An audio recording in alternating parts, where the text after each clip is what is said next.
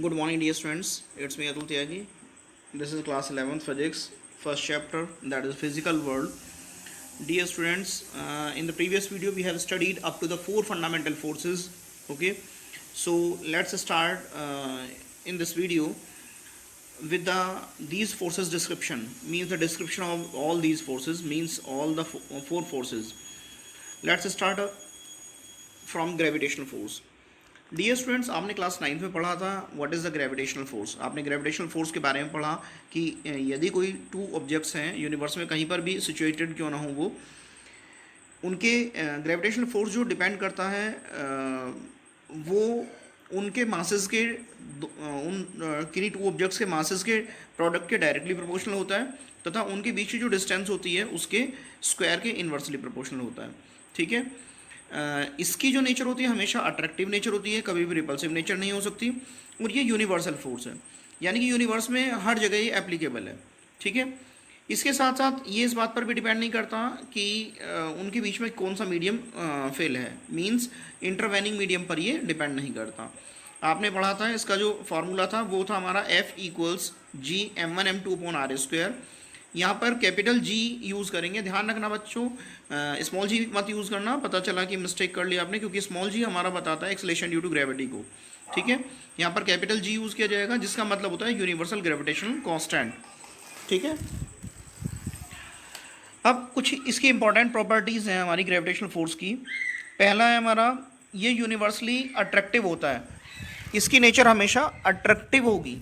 Means किसी भी situation में ये हमारा रिपल्सिव नेचर नहीं शो करेगा. हमेशा किन्हीं टू बॉडीज़ के बीच में लगने वाला जो ग्रेविटेशनल फोर्स होगा वो हमेशा अट्रैक्टिव होगा. ये डायरेक्टली प्रोपोर्शनल होगा किसके, जो मासेस हैं उनके प्रोडक्ट के. जैसे हमारा यहाँ पर हमें दो मास लिए थे हमने, टू बॉडीज़ थी, एक हमारी m1 थी और एक हमारी m2 थी. ठीक है, तो इन दोनों बॉडीज़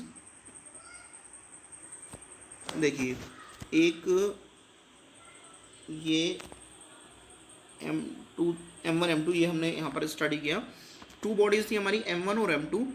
इन दोनों बॉडीज़ के मास के डायरेक्टली प्रोपोर्शनल होगा और ये जो डिस्टेंस है ये आर स्क्वायर जो शो हो रहा है आपका, इसके स्क्वायर के डायरेक्टली प्रोपोर्शनल होगा. ठीक है, जो उनके बीच की डिस्टेंस होगी. कंसीडर कीजिए ये एक बॉडी हमारी, एक बॉडी हमारी ये है. ठीक है, इनके जो बीच की डिस्टेंस है वो है हमारी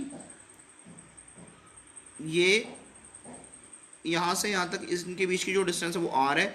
ये हमारा m2 है और ये हमारा m1 है. ठीक है, तो m1 और m2 के बीच की जो डिस्टेंस है वो कितनी r है. ठीक है, तो जो फोर्स होगा हमारा वो डिपेंड करेगा इन दोनों बॉडीज़ के, इस वाली बॉडीज़ के और इस वाली बॉडीज़ के मासेस के डायरेक्टली प्रोपोर्शनल, मासेस के प्रोडक्ट के डायरेक्टली प्रोपोर्शनल होगा, जो कि हमारा यहाँ पर शो किया जा रहा है. ठीक है, और इनके बीच की जो डिस्टेंस है, सेंट्रल डिस्टेंस जो है इनके बीच की, सेंटर से सेंटर की जो डिस्टेंस है उसके स्क्वायर के डायरेक्टली प्रोपोर्शनल होगा, जो कि हमारा यहाँ पर शो हो रहा है. ठीक है, ये होगा हमारा F proportional to m1 m2 m1 into m2. Just a minute.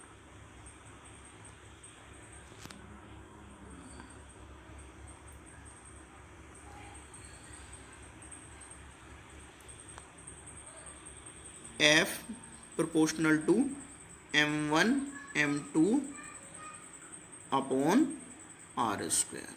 Okay, so ये हमेशा इन्वर्स स्क्वायर, ये इन्वर्स स्क्वायर लॉ को फॉलो करता है. यानी कि जो हमारा इन्वर्स स्क्वायर लॉ ये आर स्क्वायर अपॉन में आर स्क्वायर आ रहा है, उसी बात को बता रहे हैं. ठीक है, ये लॉन्ग रेंज फोर्स है और इसे किसी इंटरवेनिंग मीडियम की रिक्वायरमेंट नहीं होती इसके ऑपरेशन के लिए.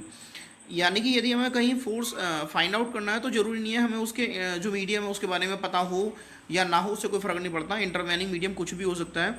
ठीक है, मानकर चलिए टू बॉडीज़ हैं और उन्हें चाहे तो हम वाटर में डिप कर दें. डिस्टेंस उनके बीच की सेम होनी चाहिए. ठीक है, मास कांस्टेंट होना चाहिए और डिस्टेंस भी कांस्टेंट होनी चाहिए. तो उस सिचुएशन में चाहे तो उन्हें हम एयर में रख दें या वाटर में रख दें, या कंसीडर कीजिए ग्लिसरीन का एक बहुत बड़ा टैंक है उसमें रख दें, या फिर कंसीडर कीजिए अल्कोहल के अंदर डिप करके रख दें या वैक्यूम में ले जाएं. इससे कोई फ़र्क नहीं पड़ेगा, फोर्स उतना का उतना ही रहना है. ठीक है, नेक्स्ट हमारा gravitational force between two bodies does not depend upon the presence of other bodies. ये जो फोर्स है किन्हीं टू बॉडीज के बीच में जो फोर्स लग रहा है, यदि कोई थर्ड बॉडी भी वहाँ पर है तो वो उन पर कोई इफेक्ट नहीं डालेगी।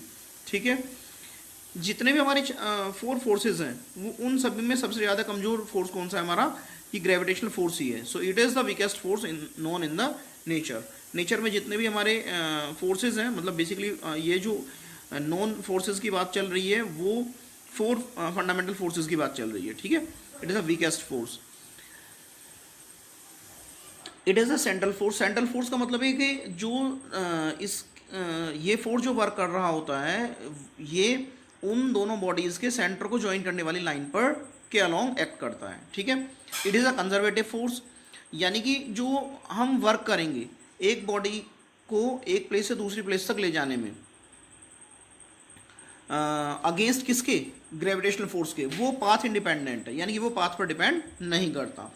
एग्जाम्पल ऑफ इसके बारे में आप कंजर्वेटिव फोर्स के बारे में आप आगे पढ़ेंगे, फर्स्ट वॉल्यूम में ही पढ़ेंगे। ठीक है, एग्जाम्पल ऑफ ग्रेविटेशनल फोर्स, हमारी जितनी भी बॉडीज़ हैं अर्थ की ओर गिरती हैं, वो क्यों गिरती हैं, क्योंकि ग्रेविटेशनल फोर्स ऑफ अट्रैक्शन उन पर वर्क कर रहा है।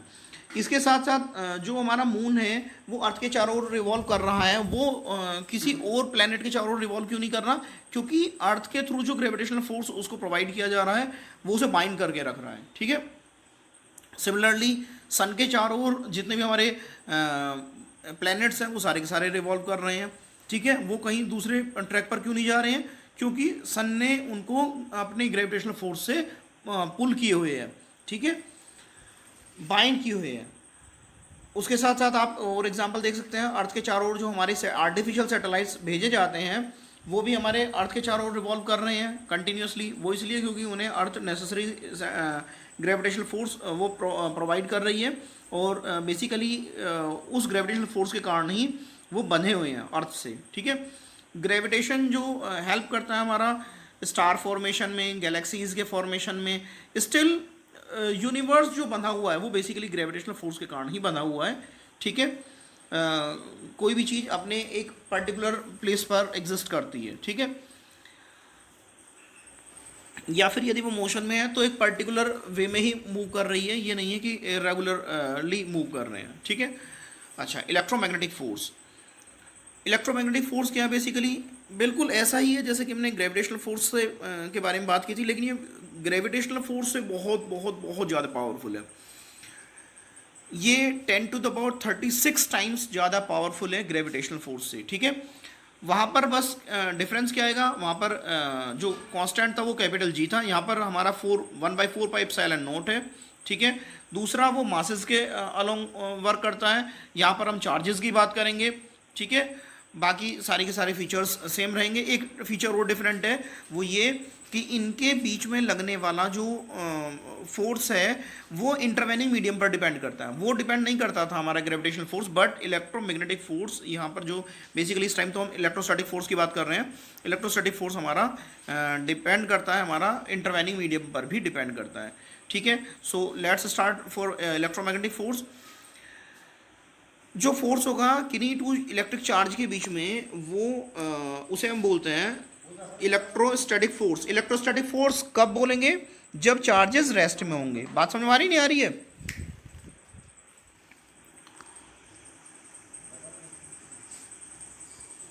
देखिए, मानकर चलिए ये हमारे मानकर चलिए हमारे दो चार्जेस हैं, एक ये चार्ज है और एक ये चार्ज है। ठीक है, ये Q1 है और ये Q2 है।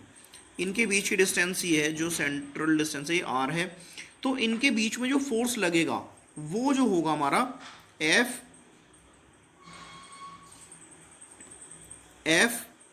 प्रोपोर्शनल होगा Q1 इंटू Q2 के। ठीक है, दूसरा F प्रोपोर्शनल होगा 1/r²। अभी मैंने बताया F proportional to Q1 Q2 और F प्रोपोर्शनल टू 1/r²। यदि हम इन दोनों को कंबाइन कर देते हैं तो हमें मिलेगा F proportional Q1 Q2 upon r²। जैसे ही हम प्रोपोर्शनलिटी का साइन हटाएंगे, ये वाला साइन, जैसे हम इस वाले साइन को हटाएंगे तो क्या होगा, हमारा कांस्टेंट ऑफ प्रोपोर्शनलिटी आ जाएगा, ठीक है। तो ये हो जाएगा हमारा, ये जो कांस्टेंट ऑफ प्रोपोर्शनलिटी है इसकी वैल्यू होती है हमारी कितनी, इसकी वैल्यू होती है 1/4πε0, 1/4πε0।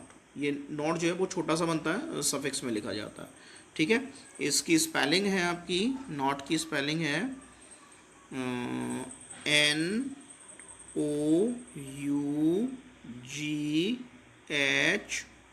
ओके।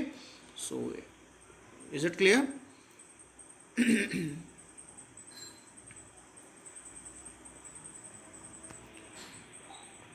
ये जो एप्सिलॉन नोट है इसे परमिटिविटी ऑफ वैक्यूम बोलते हैं, ठीक है। इसे क्या बोलते हैं? परमिटिविटी ऑफ वैक्यूम या परमिटिविटी ऑफ फ्री स्पेस बोल सकते हैं, ठीक है। अब ये जो फोर्स वर्क कर रहा है ये हमारा इलेक्ट्रोस्टैटिक फोर्स था। इलेक्ट्रोस्टैटिक फोर्स क्या था हमारा? दो चार्ज पार्टिकल के बीच में लगता है। अब बात करते हैं हम मैग्नेटिक फोर्स। क्या होता है हमारा? बेसिकली मैग्नेटिक फोर्स जो होता है, मैग्नेटिक पोल्स के किन्हीं टू मैग्नेटिक पोल्स के बीच में जो फोर्स लग रहा है या वर्क कर रहा है, वो वाला फोर्स जो होगा हमारा मैग्नेटिक फोर्स है। इलेक्ट्रोस्टैटिक फोर्स और मैग्नेटिक फोर्स दोनों के दोनों क्लोजली इंटर रिलेटेड है। देखिए एग्जांपल समझते हैं हम। जो हमारा बेसिकली मूविंग चार्ज प्रोड्यूस करता है, क्या क्या प्रोड्यूस करता है moving charge? Moving charge produce करता है हमारा मैग्नेटिक फील्ड। ये आप पहले पढ़ चुके हैं। ये रहा मूविंग चार्ज प्रोड्यूस करता है हमारा मैग्नेटिक फील्ड को।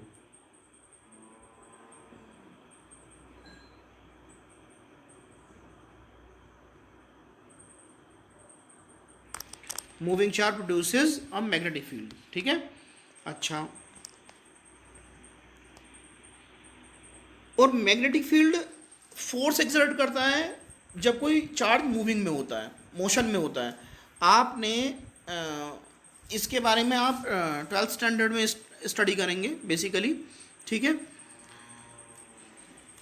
आपने 10th स्टैंडर्ड में पढ़ा होगा कि जब इलेक्ट्रिक करंट फ्लो करती है किसी मैग्नेटिक फील्ड में, किसी कॉइल में इलेक्ट्रिक करंट फ्लो कर रही होती है तो वो मोशन में आ जाता है। यदि किसी मैग्नेटिक फील्ड में किसी करंट कैरिंग कंडक्टर को रखा जाता है तो मोशन में आ जाता है, जिसका एग्जांपल आपने पढ़ा था, मोटर पढ़ा था, ठीक है। मोटर स्टडी किया था आपने 10th स्टैंडर्ड में, ठीक है। तो ये वही है। करंट क्या है हमारा? बेसिकली इलेक्ट्रिक करंट क्या चीज़ है? वो हमारा क्या है? Rate of flow of charge. तो चार्ज की बात कर रहे हैं हम, ठीक है। सो मैग्नेटिक फील्ड एक्सर्ट करता है फोर्स किसी भी मूविंग चार्ज पर। बात क्लियर है? सो ये वाली बात आप याद रखना। और ध्यान रखने की बात यह है कि जो हमारे इलेक्ट्रोस्टैटिक फोर्स और मैग्नेटिक फोर्स हैं उन दोनों को कंबाइंड फॉर्म में हम बोलते हैं, क्या बोलते हैं उन्हें? कंबाइंड फॉर्म में उनको हम बोलते हैं इलेक्ट्रोमैग्नेटिक फोर्स। बात क्लियर है? ठीक है, ओके। इंपॉर्टेंट प्रॉपर्टीज क्या हमारी कुछ इलेक्ट्रोमैग्नेटिक फोर्स की? पहली कंडीशन, जैसा कि ग्रेविटेशनल फोर्स हमेशा अट्रैक्टिव होगा, इलेक्ट्रोमैग्नेटिक फोर्स अट्रैक्टिव भी हो सकता है, रिपल्सिव भी हो सकता है। अट्रैक्टिव कब होगा? जब अनलाइक चार्जेस होंगे, मतलब डिफरेंट चार्ज होंगे। जैसे कि एक चार्ज पॉजिटिव है और दूसरा चार्ज नेगेटिव है। यदि ये पॉजिटिव चार्ज है और ये नेगेटिव चार्ज है तो इनके बीच में जो फोर्स लगेगा वो अट्रैक्टिव फोर्स होगा, ठीक है। बट यदि ये दोनों चार्जेस या तो पॉजिटिव हों, मतलब सेम नेचर के होंगे, तब भी रिपल्सिव फोर्स होगा हमारा, आउटवर्ड वर्क करेगा, फिर वो हमारा फोर्स जो होगा रिपल्सिव होगा, ठीक है। या फिर दूसरा केस ऐसा हो सकता है कि दोनों के दोनों चार्ज नेगेटिव हो, ठीक है, तो भी हमारे लाइक चार्जेस हो गए। इस सिचुएशन में भी फोर्स हमारा रिपल्सिव होगा, रिपल्सिव फोर्स, ओके। सो ये इनवर्स स्क्वायर लॉ फॉलो करता है क्योंकि 1/r² आता है इसमें। उसके साथ साथ लॉन्ग रेंज फोर्स है, जैसे कि हमारा gravitational force long range force था, ऐसे ये भी लॉन्ग रेंज फोर्स है। ये भी सेंट्रल फोर्स है लाइक ग्रेविटेशनल फोर्स, ये भी कंजर्वेटिव फोर्स है लाइक ग्रेविटेशनल फोर्स। और ये बहुत ज़्यादा स्ट्रॉन्ग है, किससे? ग्रेविटेशनल फोर्स से। मैं पहले भी बता चुका हूँ 10⁻36 टाइम्स ज़्यादा स्ट्रॉन्ग होता है ये, ठीक है।